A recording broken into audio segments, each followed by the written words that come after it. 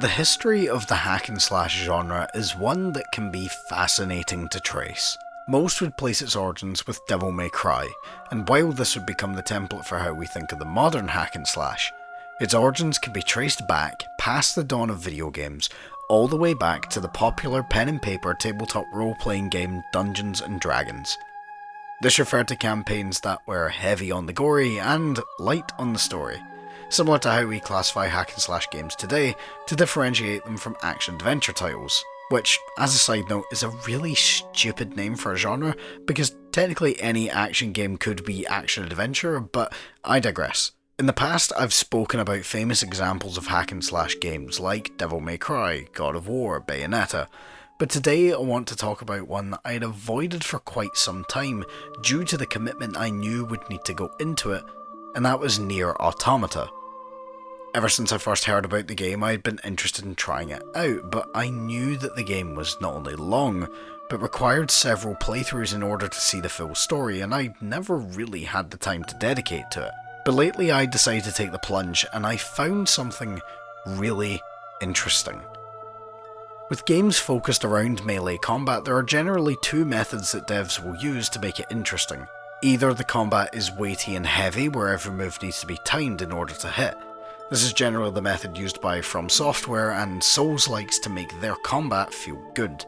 Each move has a wind-up phase, then the attack actually lands, and then there's generally a short cooldown before you can perform the next move. These attacks can also not be cancelled because it's pretty hard to stop when you're in the middle of swinging a sword regardless of the weight or length. This is a form of control that takes time to master, where you learn the timings of how your weapon swings and what the cooldown is, and even once you've learned it, it changes if you swap your equipment out. In From Software games, this can also be affected by what armour you're wearing, whether you're one-handing or two-handing, what your stats are, and a whole manner of other things. This gives the player a lot of choice in their approach, as they can take a slower weapon that hits harder and play more cautiously, or they can take a fast weapon that does a comparatively small amount of damage that mounts up over time. The second method, which is certainly the more common of the two, is faster and more responsive. You can mash the buttons all you like and the attacks will fly out at a similar rate. You could be mid-sword swing but notice the enemy winding up their own attack and cancel your swing to dodge before diving back into the fray again. This also takes a long time to master, as while you can mash buttons and get by, to truly improve you need to learn to mash the buttons with certain timings and rhythm in order to pull off more complex or long string combos, which are often the most effective method to dealing with an enemy. A lot of these games also have combo meters, which incentivize you to not take damage and play very aggressively, never backing away and trying to keep on top of things. It can be a very hard balance to maintain across an entire game, but clearly it's a system that works for a lot of people, as most games that include melee combat in some capacity use this system or elements of it as a starting point.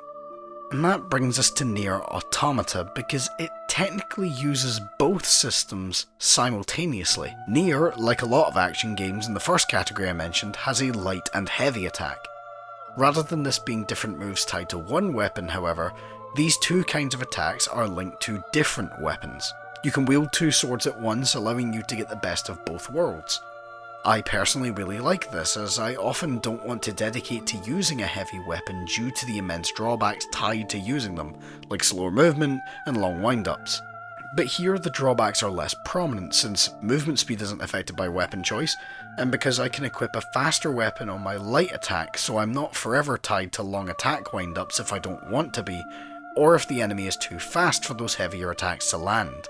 As I played through the opening hours, I found it hard to adjust to the rhythm of combat, as it felt like my attacks were hanging around just slightly longer than I was expecting. The cooldown was longer than a DMC game, despite the rest of the combat system feeling otherwise identical.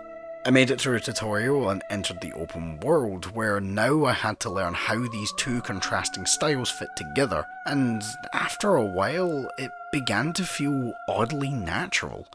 It was a perfect blend. My attacks didn't feel weightless, but grounded, and yet I could hop, skip and jump across the environment at will. And when I used the heavy attacks, they landed with a thump and a punch to them that never stopped feeling good, even as I racked up the hours across my first playthrough. The other thing that astonished me was how important the shooting was. In my Devil May Cry videos, I constantly spoke about how I used Ebony and Ivory, but never any of the other firearms. Even when I was using them though, they felt suboptimal. As if I wasn't playing the game properly, an option, an afterthought. But here, shooting felt vital to taking out certain foes, and it's the first hack and slash I've played where the long range option felt integral to the play experience and not just a sideshow to the melee. Don't get me wrong, being up close and personal with your target is always more satisfying, but some of them can be too high up or over a gap, and in that instance shooting becomes a necessity.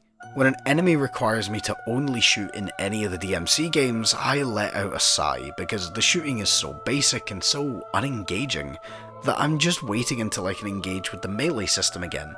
In Nier, I never felt bored when an enemy asked me to shoot it to take it down because the output from the pod is so dense that the enemies tend to go down quickly rather than being a slow and laborious task, and it doesn't stop you from using the melee. You can simultaneously shoot enemies far off in the distance while dealing with one directly in front of you with a quick flurry of strikes. While I'm talking about the shooting, I wasn't expecting the game to open with an on-rail shooter sequence, but I'm honestly amazed at how well this game can switch between on-rail shooter, twin-stick shooter, and 3D open-world hack and slash with simultaneous melee and shooting combat systems. Twin-stick shooters are a genre I've never really dove into. There's never been one that has grabbed my attention. The closest I've gotten to trying one was wanting to try Furi a number of years ago, but I never got around to it. I have to say, I'm quite impressed with how engaging I found this given the simplicity of it all. It's nothing particularly fancy, point towards the enemy and shoot, but it was executed so well and controlled so smoothly that I couldn't help but enjoy it. This kind of gameplay shift happens several times over the course of the game, and they always acted as a nice break from all the hack and slash combat and exploration that takes up the rest of the playthrough.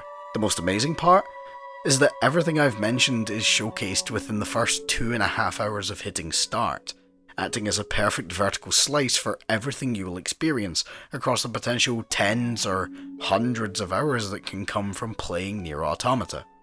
The game is an absolute roller coaster, and if anything I've said has intrigued you, I implore you to give this game a go for yourself, even just for the amazingly smooth and fluid combat system and gorgeously realised varied war zone that is the open world. I've been Roscoe M, and I'll catch you all later.